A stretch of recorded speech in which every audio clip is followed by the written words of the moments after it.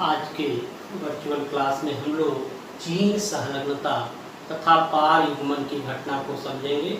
Gene संलग्नता तथा पार युग्मन ये भी मेंडलवाद के अपवाद हैं, क्योंकि मेंडल ने जीन संलग्नता तथा पार युग्मन का सामना नहीं किया था, क्योंकि मेंडल द्वारा जो भी लक्षण चुने गए थे वो अलग अलग गुणसूत्रों पर स्थित थे, जबकि यहाँ पर जीन संलग्नता में ये जो दोनों लक्षण हैं इनके जीन जो है एक ही गुणसूत्र पर पाए जाते हैं। मेंडल इसी कारण से सफल थे और आनुवंशिकता का नियम दे पाए थे, क्योंकि उन्होंने जीन संलग्नता तथा पार युग्मन की घटना का सामना नहीं किया था। तो आइए हम लोग जीन संलग्नता तथा पार युग्मन की घटना को समझें। तो सबसे पहले हम जीन संलग्नता या लिंकेज को समझते हैं। सन 1906 में बेटसन तथा पन्नेट ये दो वैज्ञानिक थे जो स्वीट पी, जिसका बॉटनिकल नेम लेथाइरस ओडोरेटस होता है, नामक पौधे पर संकरण संबंधी प्रयोग कर रहे थे। इसी प्रयोग के दौरान उन्होंने दो घटनाओं की खोज की। इन्हें क्रमशः गैमेटिक कपलिंग तथा गैमेटिक रिपल्सन कहते हैं। आइए सबसे पहले गैमेटिक कपलिंग को समझा जाए। यहाँ पर आप देखें, ये द्विगुण संकरण है।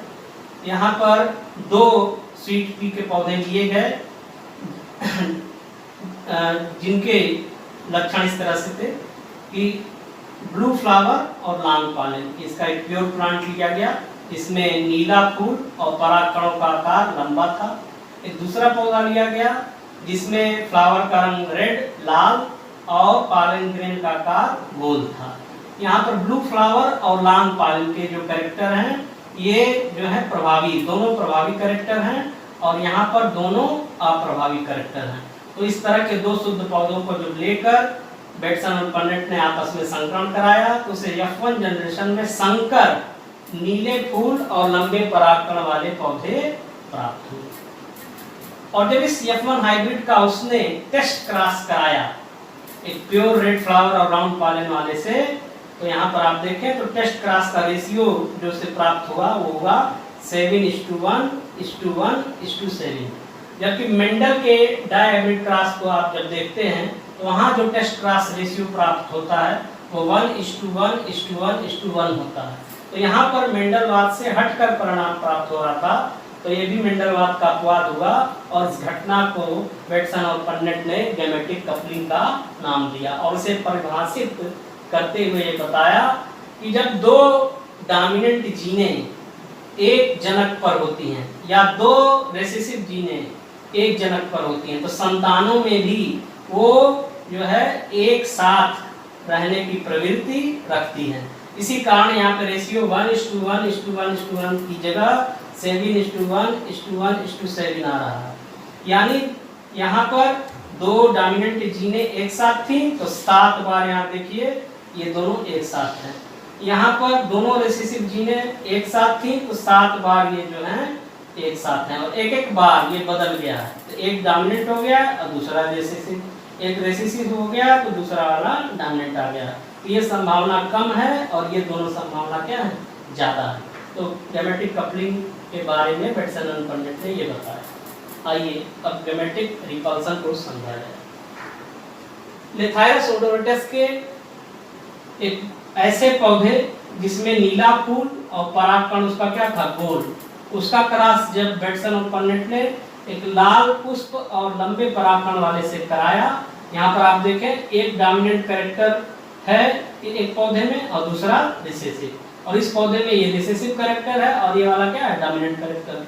जब इन दोनों में क्रॉस कराया तो उसे पुनः F1 जनरेशन में संकर नीले और लाल पराग, नीले फूल और लाल पराग लंबे परागकण वाला जो है संतति प्राप्त हुआ।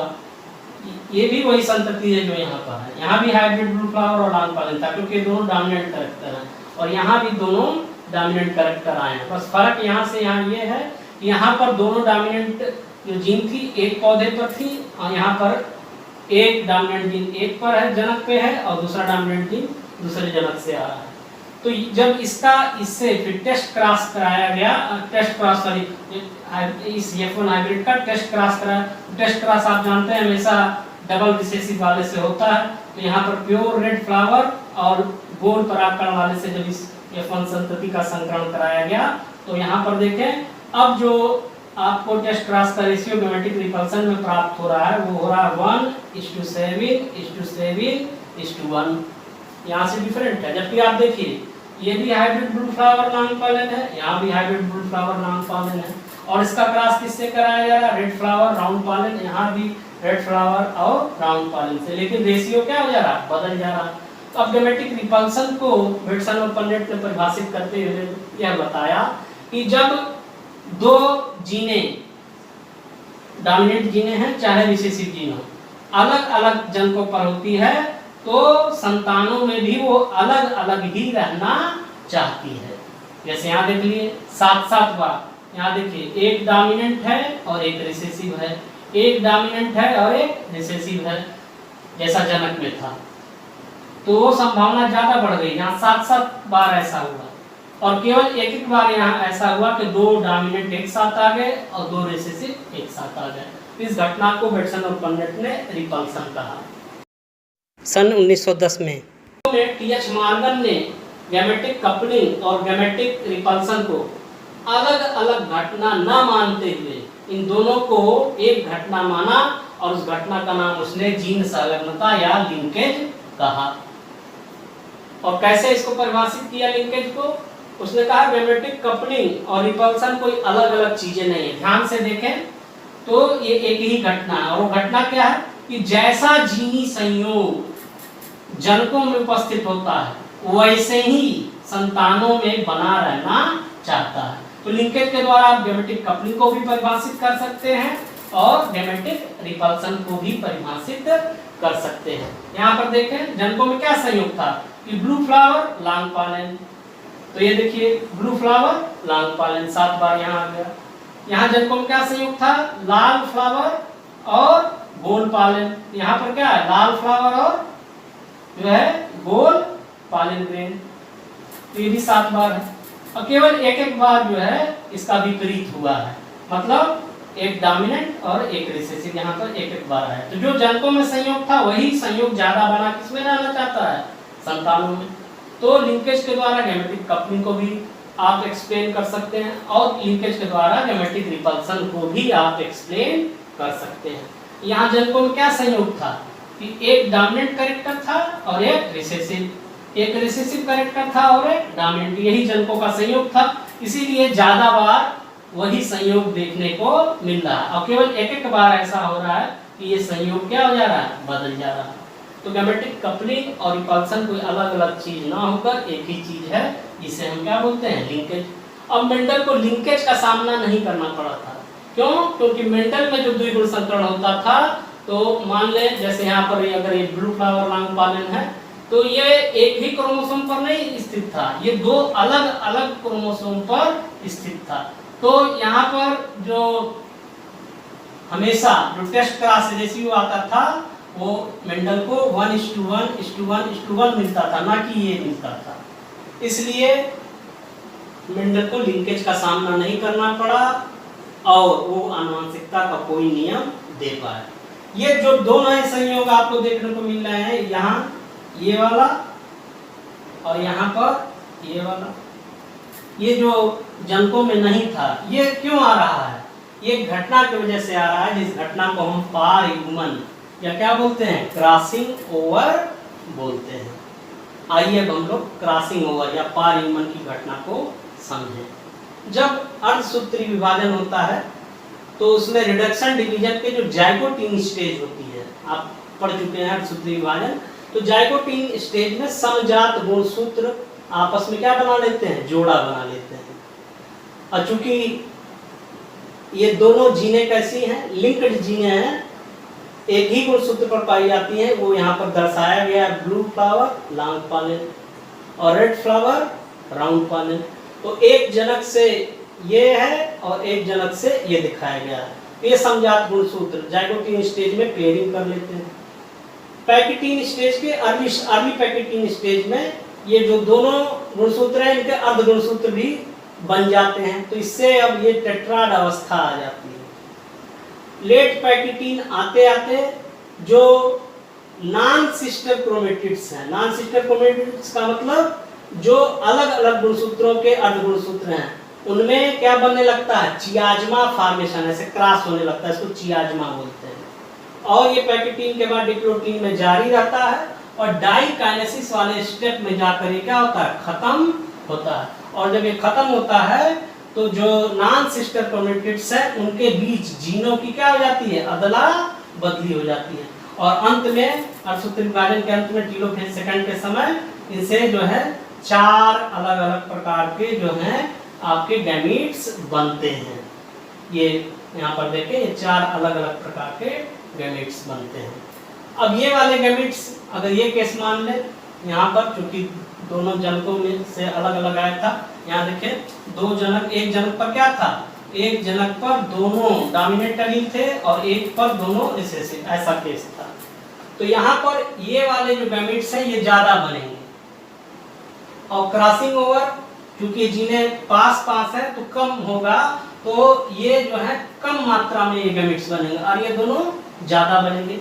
यही कारण है कि यहाँ पर ये ज्यादा बनना 7-7 आ रहा है और क्रॉसिंग ओवर के कारण ये वाले जो गैमीट्स हैं ये कम बनते हैं, इसलिए यहाँ पर रेशियो क्या आ रहा है, 1 और 1 आ रहा है। ठीक है, तो आज आपने जीन संलग्नता तथा पारयुग्मन क्या होता है और इसका क्या महत्व है ये आपने समझा। मेंडल ने जो अपना गुण चुना था वो 7 अलग अलग गुणसूत्र पे थे, इसीलिए मेंडल को जीन संलग्नता का जो है सामना नहीं करना पड़ा। वहां पर ये जो भी गैमेट्स बनते थे, ये जब टेस्ट क्रॉस कराया जाता था डबल रिसेसिव वाले से, तो चूंकि ये समान हमेशा क्या बनता, यहाँ पर जो भी बनता वो चारों प्रकार के गैमेट्स समान मात्रा में बनते हैं, अतः यहाँ पर टेस्ट क्रॉस रेशियो 1:1:1 आता। जबकि लिंकेज के कारण यहाँ पर आप देख रहे हैं जब कपलिंग हो रही है तो 7:1:7 आ रहा है और जब रिपल्सन हो रहा है तो 1:7:1 आ रहा है।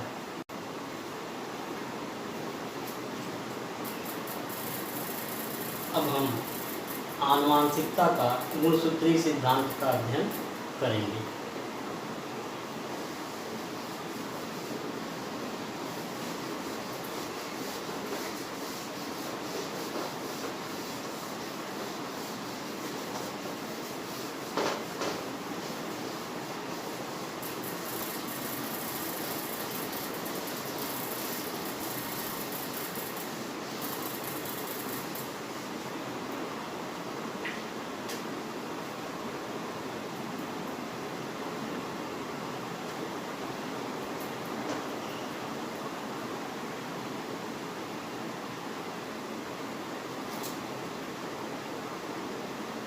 मेंडल के समय कोशिकीय संरचना, केंद्रक की संरचना तथा गुणसूत्रों की जानकारी नहीं थी। सबसे पहले केंद्रक में धागेनुमा संरचनाओं की खोज लगेली नामक वैज्ञानिक ने की थी। वार्डेयर ने इन धागेनुमा संरचनाओं को सन 1888 में गुणसूत्र या क्रोमोसोम नाम दिया था और इन्हें ही आगे चलकर आनुवांशिक लक्षणों को के वाहक के रूप में इन्हें माना गया और ये बताया गया कि गुणसूत्र ही वे संरचनाएं हैं जो आनुवांशिक लक्षणों को एक पीढ़ी से दूसरे पीढ़ी में ले जाने का कार्य करती है। इसके आधार पर सन 1902 में 2 वैज्ञानिक थे, सटन तथा बोवरी। इन्होंने आनुवांशिकता का गुणसूत्रीय सिद्धांत प्रस्तुत किया था, जिसके अनुसार गुणसूत्र ही वे संरचनाएं होती हैं जो आनुवांशिक लक्षणों या कारकों को एक पीढ़ी से दूसरे पीढ़ी में ले जाने का कार्य करती है। और इस आधार पर सन 1902 में सटन तथा बोवरी ने आनुवांशिकता का गुणसूत्रीय सिद्धांत प्रस्तुत किया। बाद में जब यह जानकारी हुई कि गुणसूत्रों की तो एक निश्चित संख्यारी जीवधारियों में पाई जाती है, जबकि आनुवांशिक लक्षणों की संख्या उनके मुकाबले बहुत अधिक होती है, तो बाद में इस मत को खारिज कर दिया गया और सन 1910 में मॉर्गन द्वारा एक नया सिद्धांत प्रस्तुत किया गया आनुवंशिकता के वंशानुगति के बारे में, और इस सिद्धांत को कहा गया आनुवंशिकता का जीन सिद्धांत। आनुवंशिकता का जीन सिद्धांत। अब गुणसूत्र को आनुवंशिकी का वाहक न मानकर गुणसूत्रों पर जो दानेदार संरचनाएं पाई जाती हैं, जिन्हें जॉनसन ने जीन कहा था, अब जीन को जो है आनुवंशिकता का वाहक मान लिया गया और ये थ्योरी अब बदलकर जीन कॉन्सेप्ट ऑफ इनहेरिटेंस हो गई। क्योंकि जीनों की संख्या गुणसूत्रों पर अधिक होती है, अतः अब जीन को जो है आनुवंशिकता का वाहक माना जाता है। जीन शब्द सबसे पहले जो है जॉनसन नामक वैज्ञानिक ने इसका नामकरण किया था जीन। जीन गुणसूत्रों पर जो दानेदार संरचनाएं होती हैं, जिन्हें क्रोमोमियर्स कहा जाता है, उन्हें अब जीन माना गया और इन्हें आनुवंशिकता का वाहक कहा गया, और इस आधार पर अब आनुवंशिकता का जो जीन सिद्धांत प्रस्तुत किया गया है, यह सर्वमान्य है। अब हम लिंग निर्धारण, जंतुओं में लिंग निर्धारण को हम समझेंगे और इसके सिद्धांत को समझेंगे। लिंग निर्धारण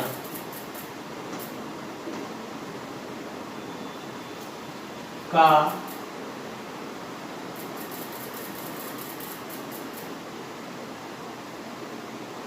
सिद्धांत। लिंग निर्धारण का गुणसूत्रीय सिद्धांत।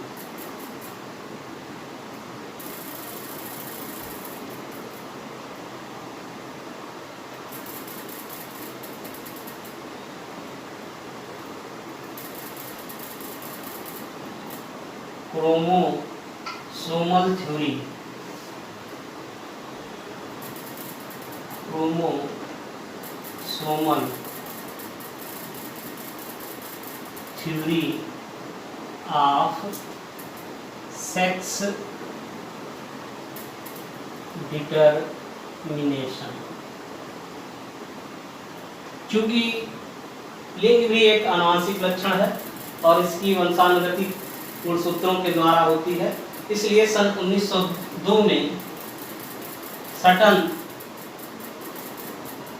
तथा बोवरी ने लिंग निर्धारण का गुणसूत्रीय सिद्धांत प्रस्तुत किया था, जिसके आधार पर किसी जीवधारी का लिंग भी एक आनुवंशिक लक्षण है और इसका निर्धारण गुणसूत्रों के द्वारा होता है। और उन्होंने बताया कि एक लिंगी जीवधारियों में दो प्रकार के गुणसूत्र होते हैं। अधिकतर वे गुणसूत्र जो दैहिक लक्षणों की वंशानुगति में भाग लेते हैं, उन्हें आपको ऑटोसोम इन्होंने कहा, ऑटोसोम्स, या इसी को हम सोमैटिक क्रोमोसोम्स भी कहते हैं, दैहिक गुणसूत्र। ये दैहिक लक्षणों से संबंधित जीन इस पर जो है पाए जाते हैं।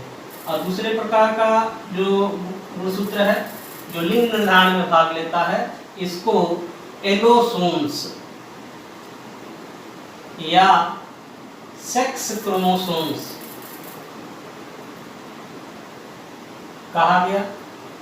अधिकतर एक लिंगी जीव जंतुओं में जो एक जोड़ी क्रोमोसोम की होती है, वह सेक्स क्रोमोसोम कहलाती है, और यही लिंग निर्धारण में जो भाग लेती है। जंतुओं में लिंग निर्धारण के निम्न 4 प्ररूप टाइप्स देखने को मिलते हैं। आइए क्रम से हम चारों प्रारूपों का अध्ययन हम बारी बारी करें।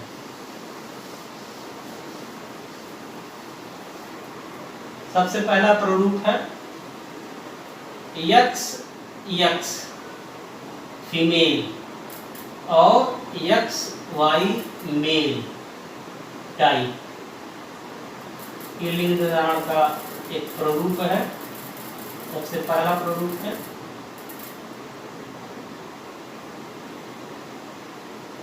और ऐसा ड्रोसोफिला नामक कीट में और मनुष्यों में ऐसा ही प्रारूप देखने को मिलता है। यहाँ पर जो मादाएं होती हैं वो लिंग गुणसूत्र उसमें जो है, जो एक जोड़ी लिंग गुणसूत्र है उसमें दोनों गुणसूत्र समान होते हैं और उन्हें यक्स यक्स का नाम दिया गया है। जबकि जो इसमें नर होते हैं उसमें एक गुणसूत्र आकार में छोटा होता है, इसे हम वाई से प्रदर्शित करते हैं। तो यक्स वाई रखने वाला जो जीनोटाइप होगा वो मेल होगा और यक्स यक्स लिंग गुणसूत्रों के लिए जो रखने वाला जीनोटाइप होगा, इंडिविजुअल होगा, वो फीमेल होगा। तो इस प्रारूप को हम बोलते हैं यक्स यक्स फीमेल और यक्स वाई मेल टाइप। दूसरा प्रारूप है यक्स यक्स फीमेल और यक्स जीरो मेल टाइप। ऐसा प्रारूप स्क्वैश बग में देखने को मिलता है। स्क्वैश बग एक प्रकार का कीट है। इसमें देखा गया है इनकी मादाओं में 22 जोड़ी 22 पेयर्स जो हैं गुणसूत्र होते हैं और इनकी जीनी संरचना इस तरह से होते हैं। 22 जोड़ी ऑटोसोम और एक जोड़ी जो सेक्स क्रोमोसोम है वो एक्स एक्स टाइप का है। तो 20 ऑटोसोम और ये 21 और ये 22, तो 22 पेयर्स किसमें पाए जाते हैं गुणसूत्रों के, फीमेल में। और जो मेल होता है उसमें 21 गुणसूत्र पाए जाते हैं, 21 क्रोमोसोम मेल में पाए जाते हैं और उसकी जीनी संरचना होती है 20A प्लस एक्स और यहाँ पर वाई गुणसूत्र नहीं होता, तो यहाँ पे 0 से कहा गया। तो 20 और 21 ही गुणसूत्र पाए जाते हैं किसमें, मेल में। अब यहाँ पर जो अंडाणु बनेंगे वो इस टाइप के बनेंगे इस फीमेल स्पेस बग में। उसमें 10 ऑटोसोम होगा और 1 एक्स लिंग गुणसूत्र में होगा। तो 2 तरह के अंड बनते हैं यहाँ पर। और जो शुक्राणु बनते हैं नर में वो 2 प्रकार के बनते हैं, जिसमें एक में एक्स होता है और एक में लिंग गुणसूत्र एक भी नहीं होता। यानी 2 तरह के शुक्राणु बनते हैं, एक इसमें 11 गुणसूत्र हैं और इसमें जो है 10 गुणसूत्र हैं। अब इस प्रकार के शुक्राणु से जब किसी अंडाणु का मिलन होता है तो अगर इन दोनों से लिया जाए तो यहाँ पर क्या हो जाएगा, फिर से 20A और प्लस क्या हो जाएगा एक्स और 0। ये कौन सा स्क्वैश बग बनेगा, ये बनेगा मेल स्क्वैश बग। और इस जब 11 वाले से इसका फर्टिलाइज होगा अंडाणु तब ये हो जाएगा 20A प्लस एक्स एक्स। ये फीमेल स्क्वैश बग यहाँ पर बनेगी, फीमेल स्क्वैश बग यहाँ पर बनेगी।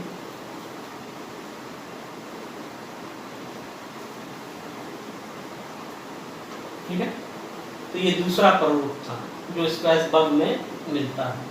एक तीसरा प्रारूप भी होता है जिसमें जो मादाएं होती हैं उनमें द्विगुणित गुणसूत्र पाए जाते हैं। डिप्लॉयड फीमेल हो जाती है और जो नर होते हैं वो गुणसूत्रों के लिए अगुणित होते हैं, हैप्लॉयड मेल टाइप। और ऐसा प्रारूप हनी बी मधुमक्खी में, चींटियों में, आंट्स में और वेस्प्स में मार्क्स में मिलता है। देखिए, अब हनी बी के एग्जाम्पल को ले ले तो इसमें हनी बी एक सामाजिक कीट है जिसमें 3 प्रकार के सदस्य होते हैं। जो इसकी रानियां होती हैं वो डिप्लॉयड होती हैं, उनकी कोशिकाओं में द्विगुणित गुणसूत्र पाए जाते हैं, डिप्लॉयड क्वीन। इनका निर्माण निषेचित अंड से होता है। फिर दूसरे प्रकार के हनी बी में जो कॉलोनी में सदस्य होते हैं, इसमें डिप्लॉयड वर्कर्स होते हैं, श्रमिक जो छत्तों का निर्माण करते हैं और रस पराग रस चूस के लाते हैं।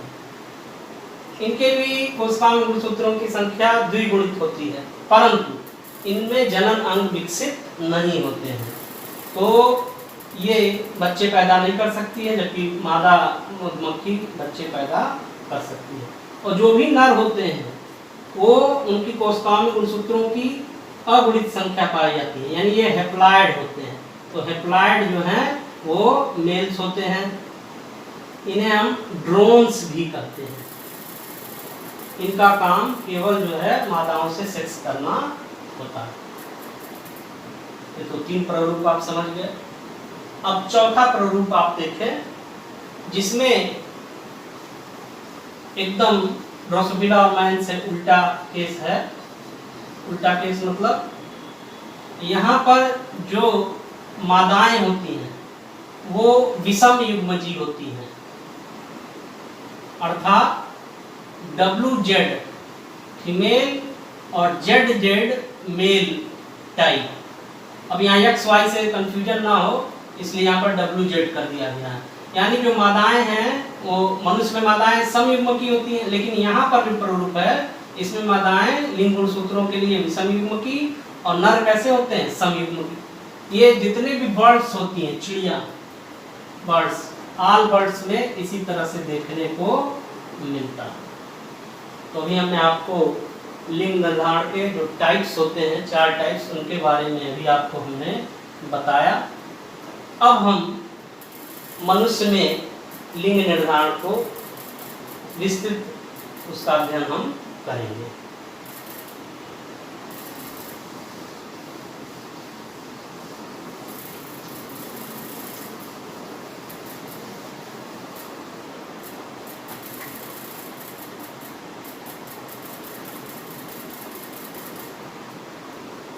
मनुष्य में लिंग निर्धारण।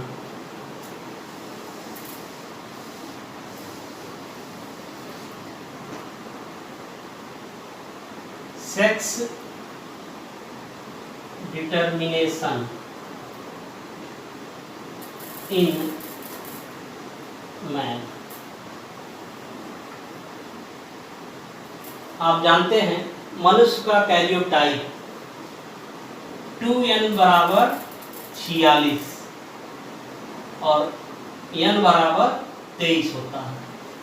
अर्थात मनुष्यों की दैहिक कोशिकाओं में कुल 46 गुणसूत्र या 23 जोड़ी गुणसूत्र पाए जाते हैं। और ये गुणसूत्र 2 प्रकार के होते हैं। जो 46 गुणसूत्र हैं ये 2 प्रकार के होते हैं।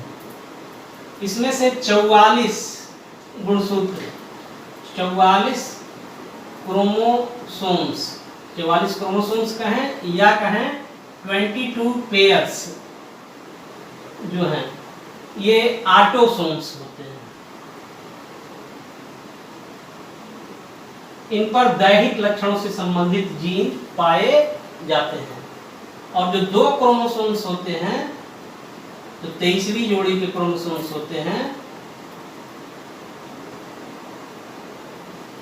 ये लिंग निर्धारण में भाग लेते हैं। इन्हें हम सेक्स क्रोमोसोम कहते हैं, लिंग गुणसूत्र कहते हैं। मादाओं में दोनों लिंग गुणसूत्र एक समान आकार के होते हैं।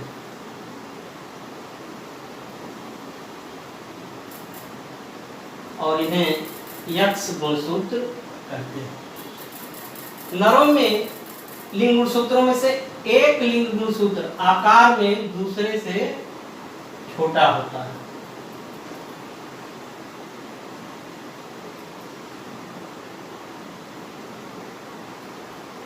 तो जो छोटा होता है उसको हम Y गुणसूत्र कहते हैं। अब X जो गुणसूत्र है इसके दो भाग हैं। वह भाग जो Y गुणसूत्र के भाग से पेयरिंग करता है सिनेप्सिस के समय, इसको हम बोलते हैं होमोलोगस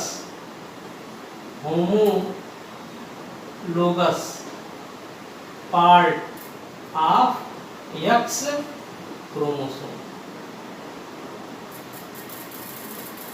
और X क्रोमोसोम का यह भाग Y गुणसूत्र से पेयरिंग सिनेप्सिस के समय नहीं करता है, इसलिए इसको हम बोलते हैं नॉन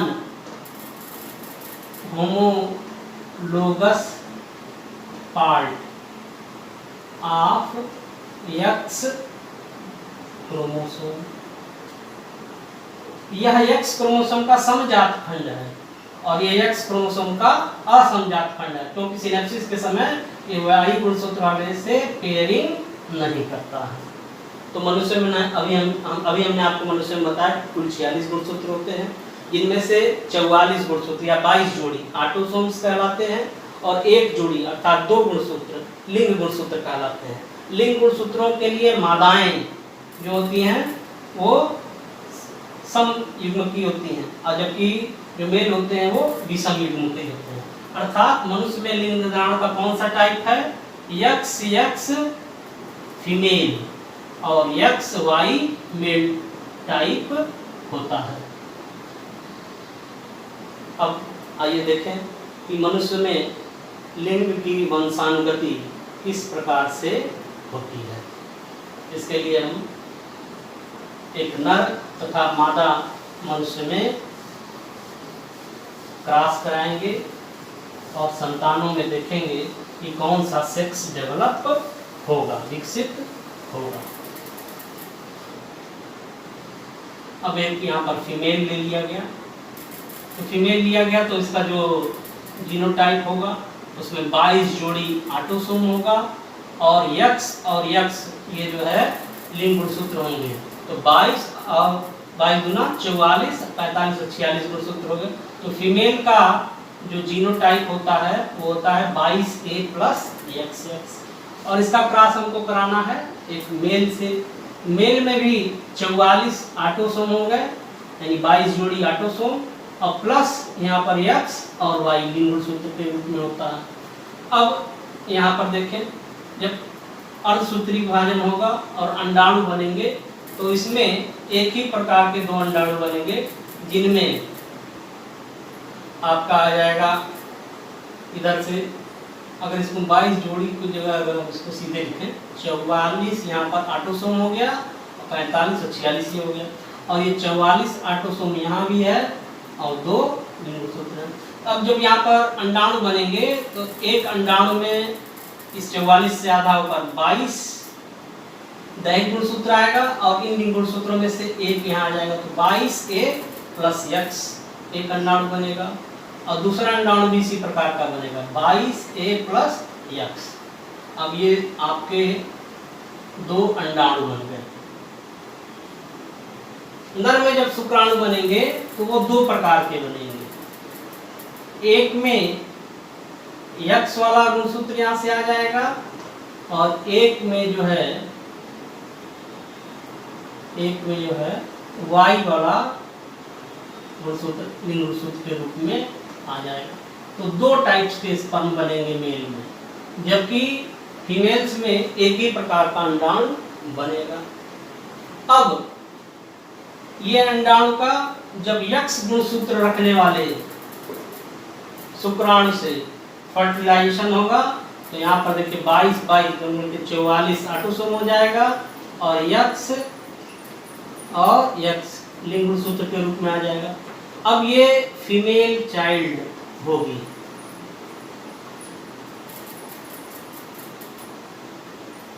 अब ऐसे देखिए जब Y गुणसूत्र वाला शुक्राणु किसी अंडाणु को निषेचित करेगा तो क्या होगा, यहाँ पर 44A दैहिक गुणसूत्र हो जाएंगे और X और Y लिंग गुणसूत्र के रूप में आ जाएगा। तो ये मेल चाइल्ड उत्पन्न होगा। तो अभी आपने मनुष्यों में लिंग निर्धारण को समझा। धन्यवाद।